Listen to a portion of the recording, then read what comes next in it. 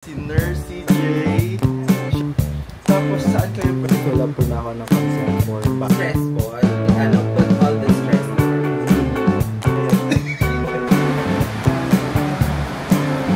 So guys, grabe. So yeah, we're done. So guys, ito na yung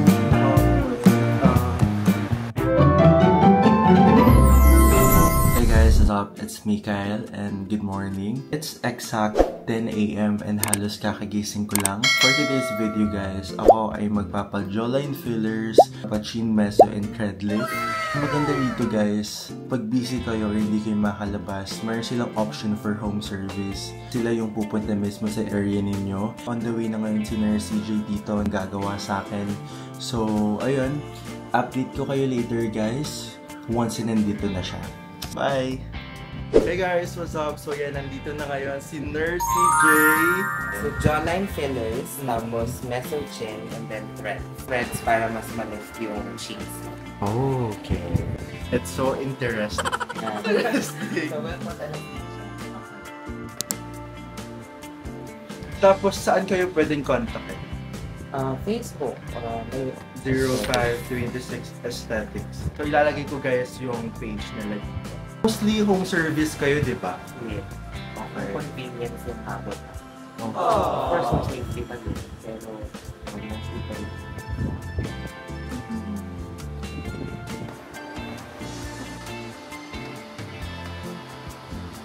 So guys, ayan na, tapos na ibabad yung anesthesia na 15 to 20 minutes. So after nyan is mag-fill up po na ako ng consent form bago mag-start yung procedures.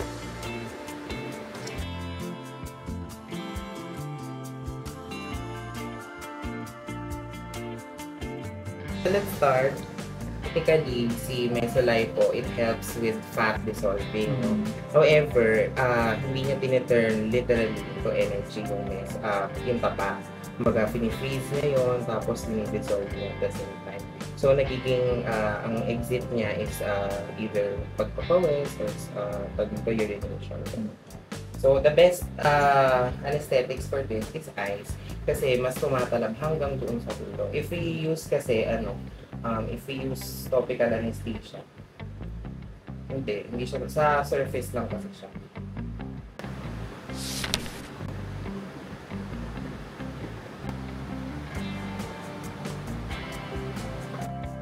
Okay naman siya, wala namang Ibig sabihin nun guys, pag walang pain din, is magaan yung kamay.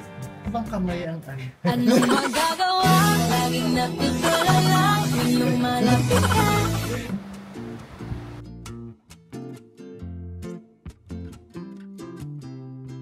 Usually, si Mesolipo, ginagawa siya every 10 to 14 days. Yun ang interval. Hanggang sa completely mawala. But of course, kailangan din ng intervention ng diet, exercise, yun. Kasi hindi naman completely mawawala yung fats kung hindi natin kapag. Like kung hindi healthy yung lifestyle natin. So wala muna tayong mukbang. Yun na muna siguro yung first and last ko yung Jollibee mukbang.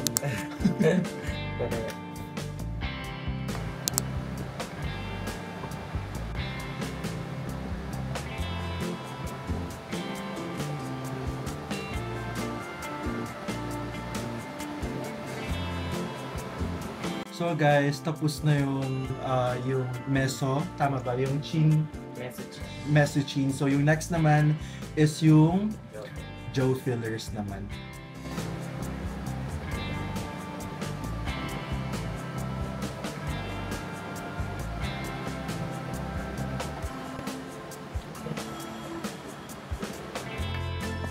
I usually do that type of markings na para I know exactly. Pero syempre meron markings yung iba't ibang professionals.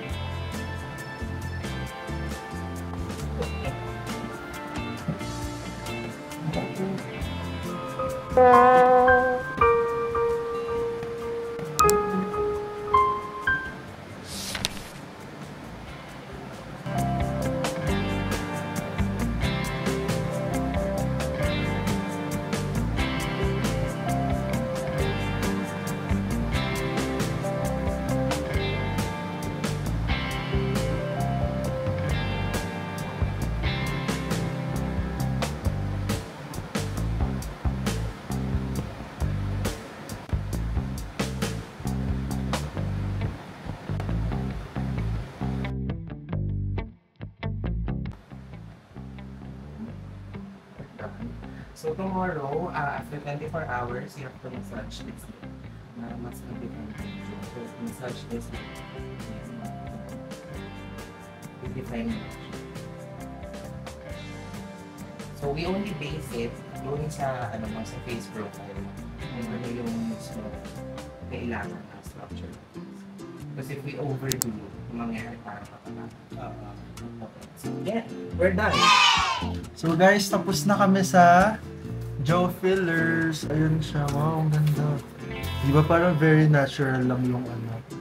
Tsaka sa ganito raw guys, dapat yung binabagayan na ng face structure. Yes, I'll do face profiling first. Diba very natural lang siya.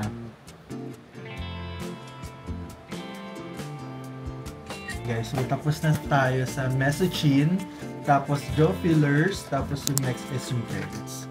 So, ayun na yung pinaka-last natin. Oh! So ito siya. To do 12. Nalagay siya dito. So if you're familiar with the treatment of Sakura Ivy Clinic? Ayan. So we do threads to lift a certain area. So for example, katulad nito, dahil defined na yung jaw mo, we have to make sure itong part na makalit para hindi siya sagipin. So yan guys, minapping na yung kung saan ita-target yung paglagay ng anong tawag ito? Yung threads. So yan, mag-i-start na din kami.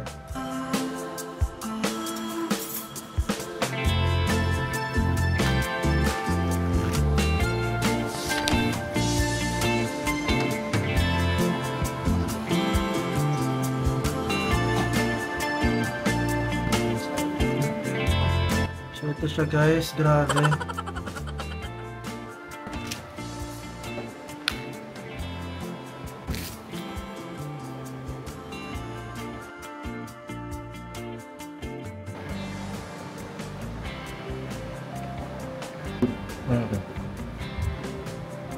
See?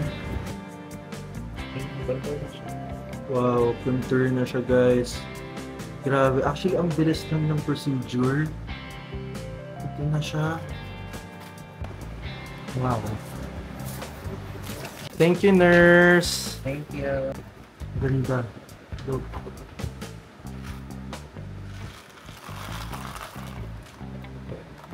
Guys, tapos na yung procedure. Ayan na siya. Dito sa may jaw fillers, gaano siya katagal na-last? Usually 6 to 9 months talaga yan. Depende sa alaga. Kapag lagi ka nagpapasauna, smoke, and also papainit, ganyan, or let's say nagpupukit ka, gano'n. Naglalast lang siya ng less than 6 months. So, kung work from home ka lang naman, naman ipang ginagawa sa bahay, malamig naman, naka-aircon, it could last to up to 9 months. 9 months. Stitching is permanent actually. Permanent. Kailangan lang talagang masundan pa ng mga sessions. 10 to 14 days yung interval. Okay. Tapos, yung last yung ginawa natin, which is yung... Threads. Thread lift lasts for 1 year. 1 year. Okay. So, Before siya ma-dissolve. so kailangan din talaga ng maintenance. Yes. Kasi ano siya eh, non-surgical. Yes, lahat ng ginawa natin ngayon non-surgical. Minimally invasive. Kaya mas okay to guys if ayaw ninyo na magpa-surgery. Guys, if gusto nyo rin guys na jaw fillers or kung ano man yung mga services na gusto niyo kasi lahat meron naman, no? Yes, kompleto. Yun. If gusto nyo, ilalagay ko yung Facebook page or yung kanyang personal Facebook. Guys, ang maganda dito is home service. Kung taga-ano kayo, ibang bansa, pupuntahin nyo siya. Yeah, actually, may caravan kami sa Japan. November. Oh guys, alam nyo na guys. Actually, ang una namin is Tokyo.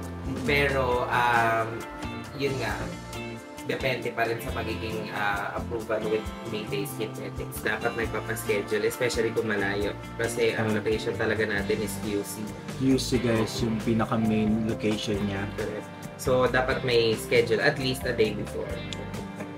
Guys, thank you for watching and please don't forget to subscribe to my YouTube channel and hit the bell button para ma-notify kayo every time na meron tayong new upload.